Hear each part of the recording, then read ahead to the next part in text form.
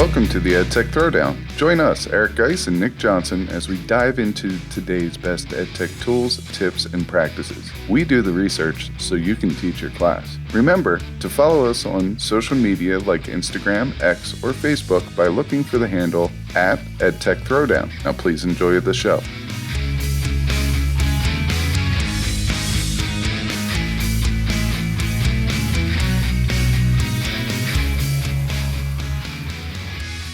Welcome to the EdTech Throwdown. This is episode 220 called 8 Lesson Ideas Inspired by Video Games. In this episode, we'll break down some ways that you can leverage video games for creative lesson ideas. This can be a fun way to make your class more engaging and encourage student buy-in. It's another episode you don't want to miss. Check it out.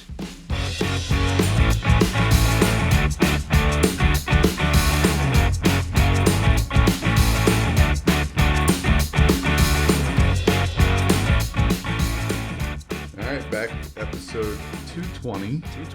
And this one is a little bit outside my comfort zone, talking about video games. I am not a big video gamer. I might play the occasional Tetris, maybe some, Angry Birds, if, I'm on a plane or something like that, where I can get 5 lives and just shoot some birds at some blocks. I mean, that's appealing to me. But outside of that, I don't really play a whole lot of video games nowadays, or really compared to a lot of people my age ever. Yeah, I'm pretty much in the same boat. So it's going to be hard for us to talk about some of these because we're not like familiar with the games themselves, although most of this is universal for people that are even like generally aware that video games can have maps and the little character moves around the map. So it works for that reason. So even if you're not like a gamer, it's okay because neither are we. I haven't even probably held a game controller since like college in somebody's dorm room. Yeah, my wife and I just bought the boys like Mario Kart and what's the one with the blocks that you create things? Minecraft? Is that what it is? Minecraft's one of them. Black. What Roadblock? No. I mean, the newer one that the kids are playing now is Roblox, I think. But is that Jack Black, the movie? Nah, Jack Black is Minecraft. All right, Minecraft is what we got. Okay. All right. The only reason why I know is they have those guys that, yes. Like that. I don't even know if that's close, but yeah, you know what I'm talking about. Yeah. So I've played a little bit of Mario Kart, but I've mentioned this before. My fine motor skills are very, very poor. So handling a controller and, the buttons and all that stuff, I'm just like, okay, I'll just accept that I'm going to be in last and try not to get killed by everybody in the game. Like red shell after red shell. I finish 11th or 12th. And the only way I finish 11th is if my youngest son decides he wants to drive backwards the whole time and wreck into people. All right, so really terrible at that. But I will tell you one thing that excites me about games, and I get into it, is the gamification aspect and all the game elements, the competition, the leveling up, the points, all that good stuff. I could get behind that, and that's what makes this episode, appealing to me, and it really motivates me to want to talk about this, and I'm excited about it. Yeah, like not all your students are going to be gamers, but all students are aware, and it's just a major thing that kids are interested in. So maybe we can tap into that a little bit. And like you just pointed out, a couple of these ideas, and we pulled together 8 things. A couple of them are more just like game elements, not necessarily built off of any particular game. So I don't know, we think there's something for everybody there. And as always, we tried to keep it general, things that could roughly be used across content areas and grade levels, with the exception of a couple. So maybe with that, let's cut off the introduction and we'll get into segment 2 where we share these ideas after a word from the Teach Better Podcast Network. This podcast is a proud member of the Teach Better Podcast Network. Better today, better tomorrow, and the podcast to get you there. You can find out more at teachbetter.com/podcasts. Now let's get back to the episode. All right, we're back with segment 2, talking video game inspired lesson ideas. There's 8 of them. I'm going to start off with the first one, which is something we referenced in the introduction, and that is taking advantage of what a lot of video games have, and that is the map.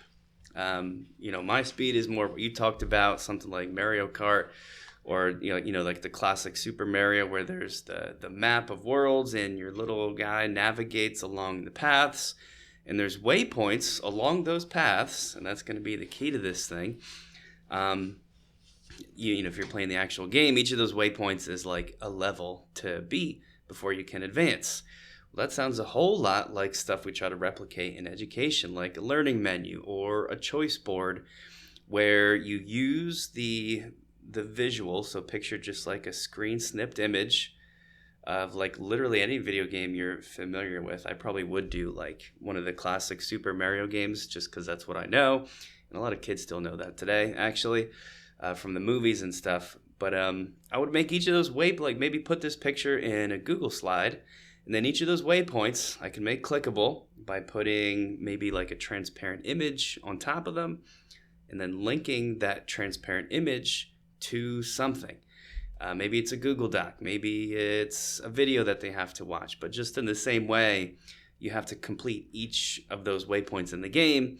You have to complete each of those lessons or activities for this choice board or learning menu, whatever you want to call it. Doesn't really matter.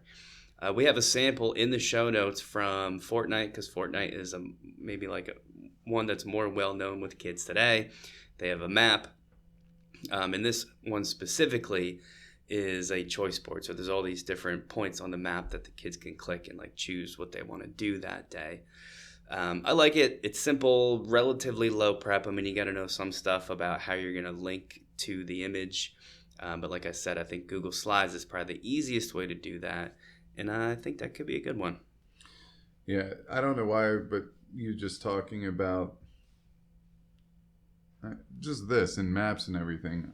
You want to use Google Slides. I like the transparent image to hyperlink over top of the map. I'll probably just throw mine in the ThingLink because I think it does it a little bit more clean.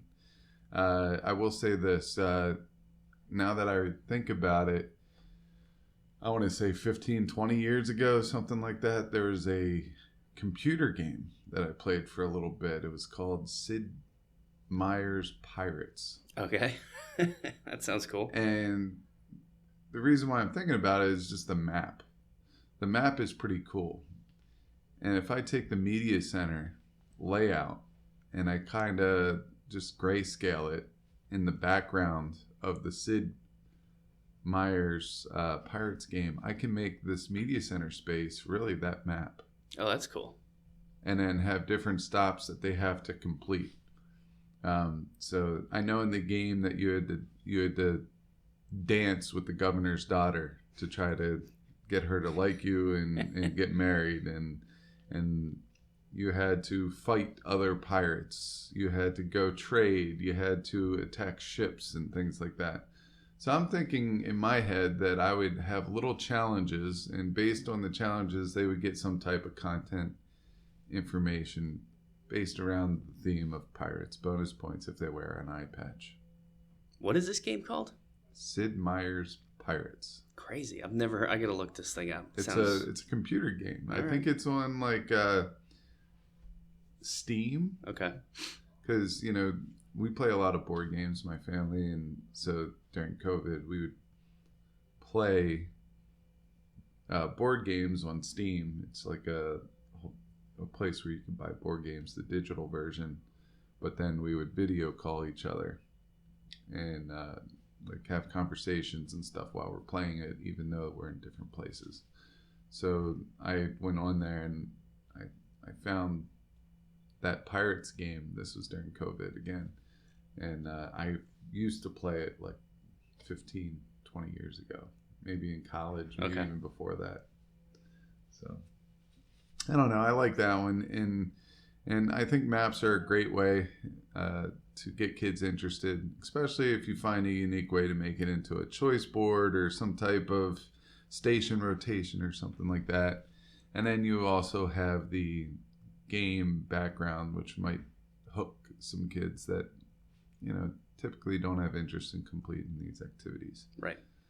All right, so let's get into the next one, the Battle Pass grading scheme. And I'm going to let you kind of direct this one as well.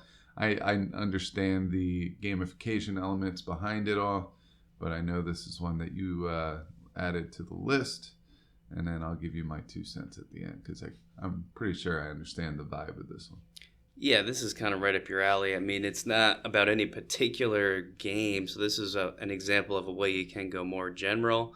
Essentially gamifying your class, but just changing up the typical grading scheme, right? So, instead of assigning like a grade or using a rubric, you are going to, we called it here a battle pass tracker, which might be a thing from a real game. If you haven't caught our hint yet, we're not super familiar, but I think that's from some actual common game, this idea of a battle pass, but like whatever. We're calling it a battle pass tracker. But instead of like project components maybe or lessons, the kids have to complete these mandatory tasks. And as they do it, they're not earning grades, they earn XP, experience points, commonly called XP by the gamers. And this causes them to level up once they achieve certain amounts of points for completing certain things. That could be the basis for a whole series of lessons, a whole unit, a whole project, and they are earning these experience points rather than getting a score. Now, you might convert them to a numerical grade later, but it just is a little bit of a different element while they're working on it or from the beginning. So I thought that was a good take on this. There's some other extensions too, like if you're going to do that, you could throw out weekly challenges to them, like an optional bonus question. Just something creative along the way. In games, this can unlock certain things like different cosmetic rewards, like maybe there's a new skin for your character, whatever it is. And you could replicate those in the classroom by allowing the kids to choose stuff. Like maybe they get to pick the music for the day or digital badges, or maybe, I don't know. You can get really creative with these little challenges along the way, like maybe skip a homework or something, and those can add to their XP points to help them, achieve further leveling up for this project.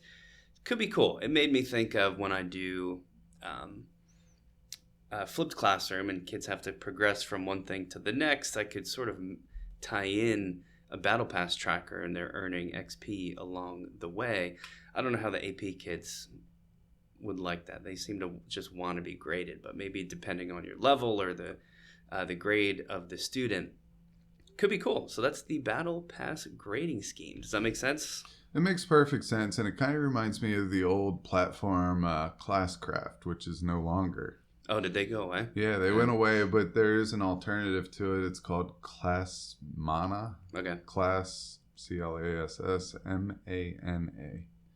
And kind of looks similar to what Classcraft is. So, you might want to go over and check that one out. But yeah, any of these gamification elements definitely raises the bar a little bit and can help,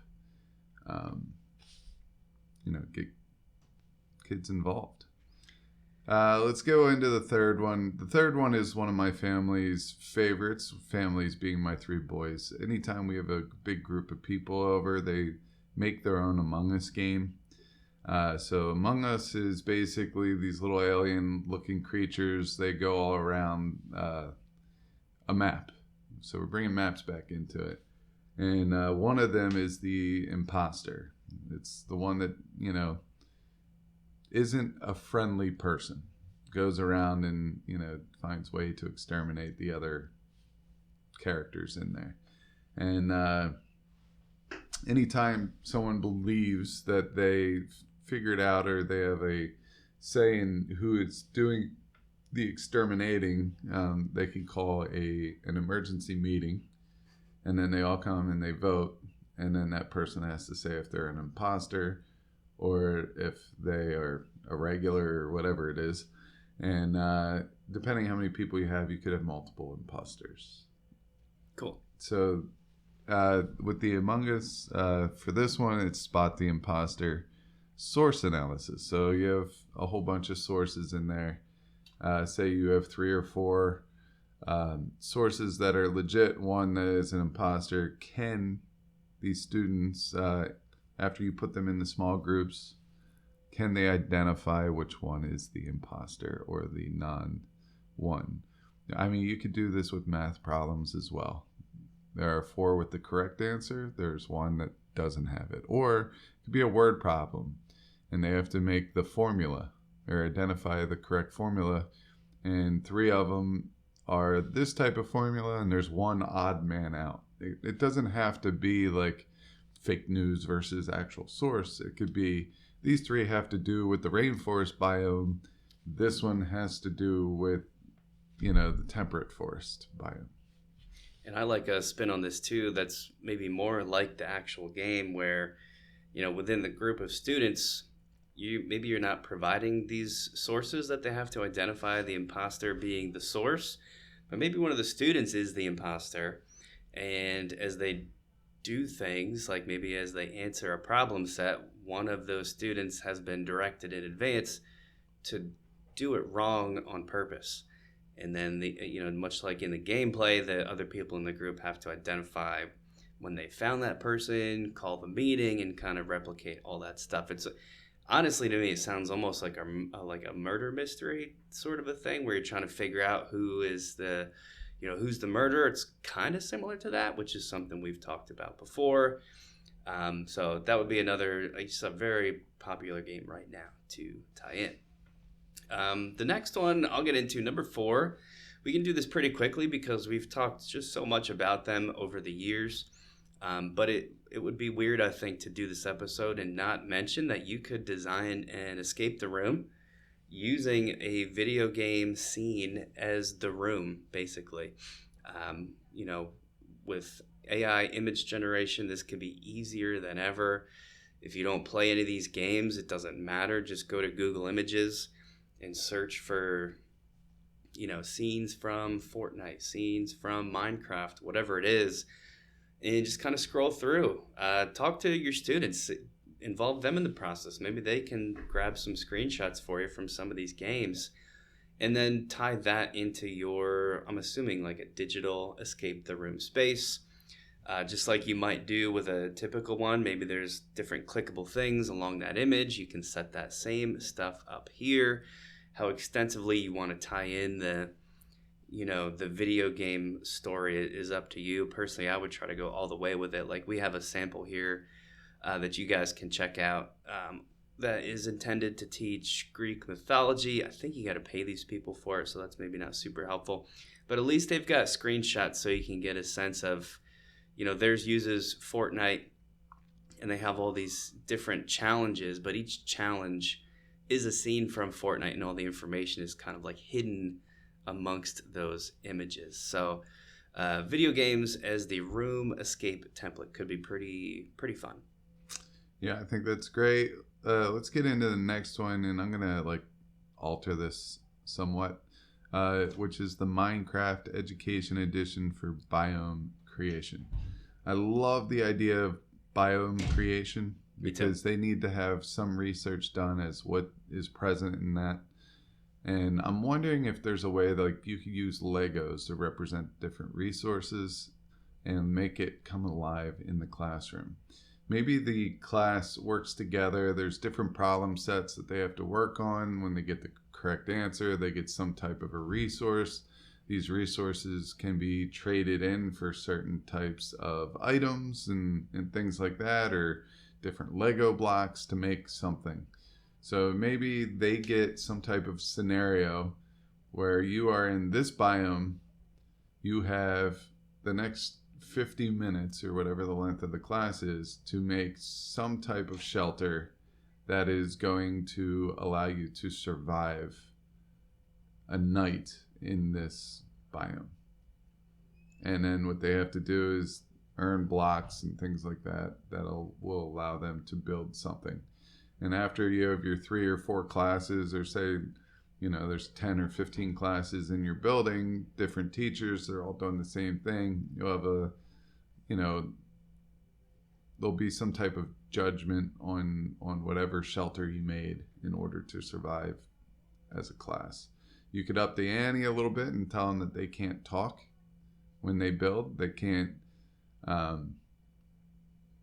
really have any type of influence other than their own imagination as they place their blocks. And once a block is placed, they cannot move it. Something like that. Or if they want to move it, they could take one block off, but then they lose their resource, whatever that they gained. So now you have them thinking about the research behind that biome, but then they're also trying to think about the different challenges that they might face if they had to live there for a night, a week, whatever it may be. That's a great idea, and I think you're right. Like, biomes in general works well for video game themed stuff, so this is more for the science teachers out there. But like, just the idea of a game map in general, like a lot of these maps have like literally different biomes, and you can tie in that idea if the student is the one creating it. Maybe the original idea here was a different take on it, but in Minecraft specifically, they straight up have biomes. I think they even call them biomes, where there's like different types of plants. If you're in the jungle biome, and they interact, and the types of things that happen depend on the biome, just like in real life. So if you have access to that or want to seek it out, I think it just sounds so cool as a way to teach those things. And a lot of kids have extensive knowledge about biomes from Minecraft. So another twist could be, if you've got some players of this game, maybe a more in-depth analysis, or you could differentiate it by having them explain things that are like wrong with the Minecraft biomes, right? It might be a whole different spin on it. So a lot of cool stuff you could do there.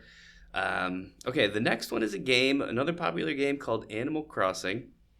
I've not played it, but from what I can tell, watching some clips, it just looks like an open-ended kind of thing where you're a human in this little village, a rural village, and there's animals kind of running around. It doesn't seem like there's any particular goals. It's kind of like an open-ended thing.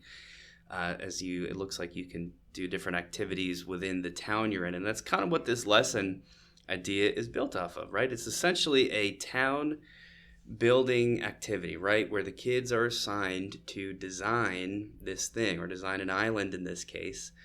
So you give them a blank grid, maybe something physical, maybe something digital, and they have to map out their Animal Crossings inspired island community.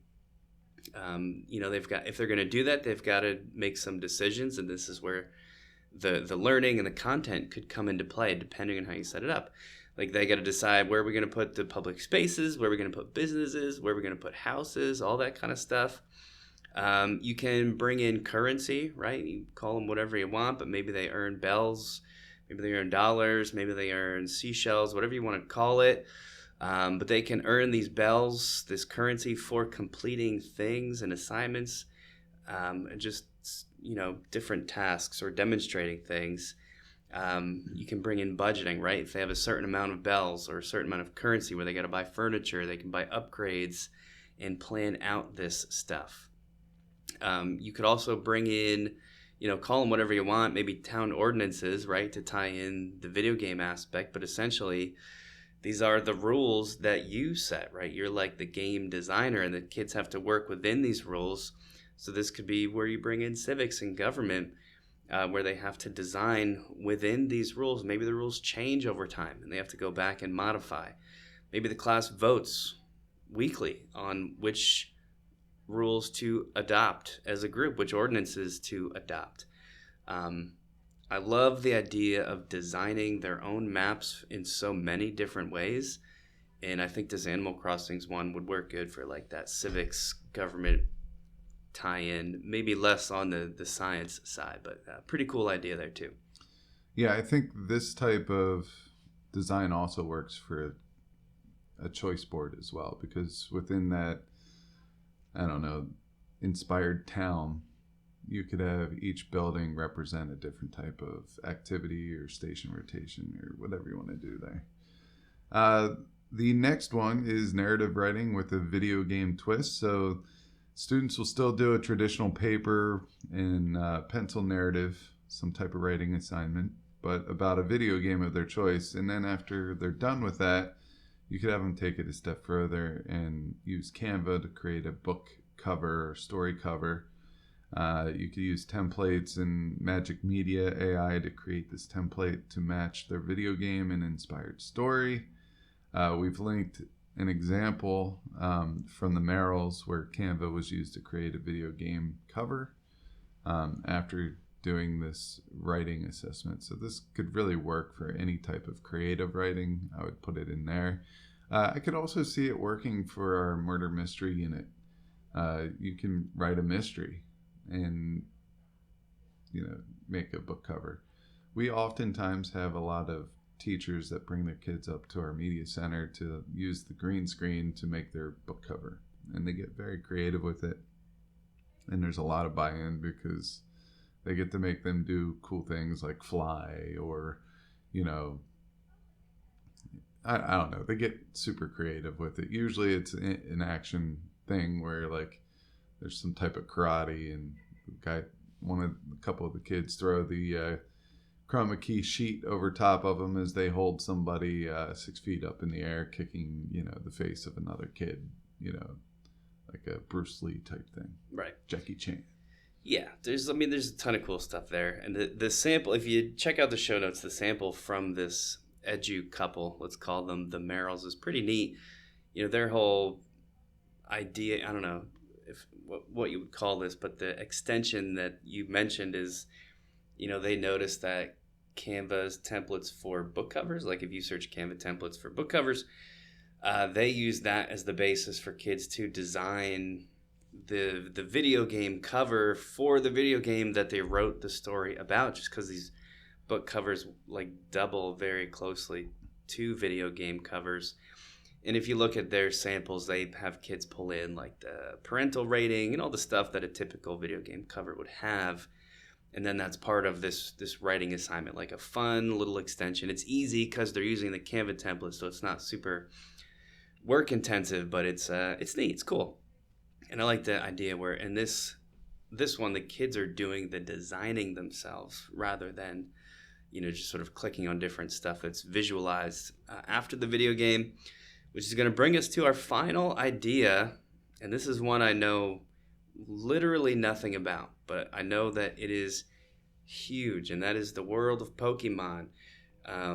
It's on the, I guess it's I don't know if there's a Pokemon video game. You might know better than me, but I know there's definitely Pokemon cards. That's probably how it's more well known, maybe. And this idea is actually built off of the trading cards, where the students have to design them. I thought of two different ways this could go. Obviously, as a science teacher, the first thing I thought of was each Pokemon card is, instead of the typical Pokemon that it features, they have to do a real-life animal or plant or bacteria or like whatever. Or if you don't teach biology, like who cares? Just substitute in anything. And they have to design the card around that. You can give them the template. You could have them do it from scratch. I would probably go Canva, but I could see this happening in like any visual designer, like even a Google slide maybe. And then there's the whole class. They have this deck, right, of stuff. The more you know about Pokemon cards, the better. I would, if I was going to do this for a project tomorrow, I would just look up some images of Pokemon cards and then design my template to match that. But I understand there's things like, habitat and HP and different attacks, like different skills they have. All of those could be modified to still be included on the card, but match the type of thing they're making the card for, right? So if you're doing animals, then they've got to put the habitat, the population status, the adaptations that the animal has. You get to choose those as the teacher.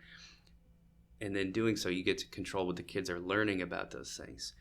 They're in this, like I said, can be modified for any subject. Doesn't have to be science. So if you're an English teacher, they could make Pokemon cards for the characters in the novel. And then the stats, the air quotes stats on the card would be the different qualities of those characters, part of understanding the novel. So is this character brave? Are they empathic? Are they wise? All that stuff has to be listed out. So that's a cool one. Lots of different spin-offs, lots of different applications in lots of different subjects.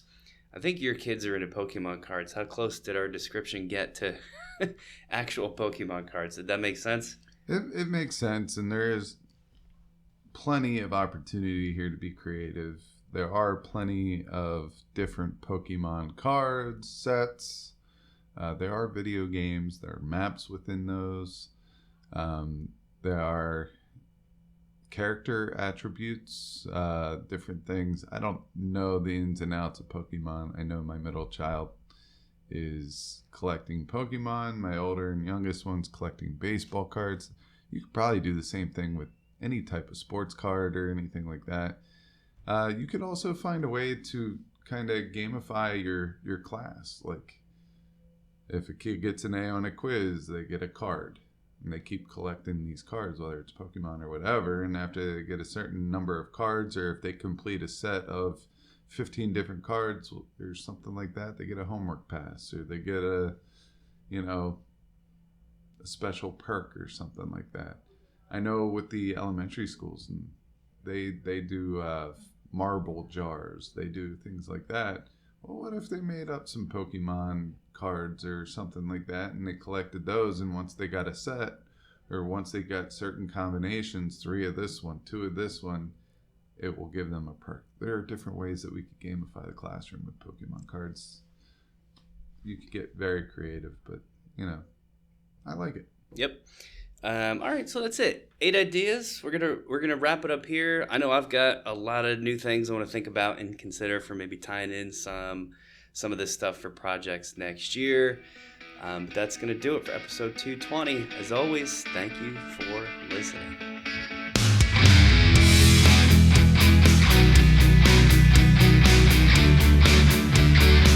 Thanks for listening to the EdTech Throwdown.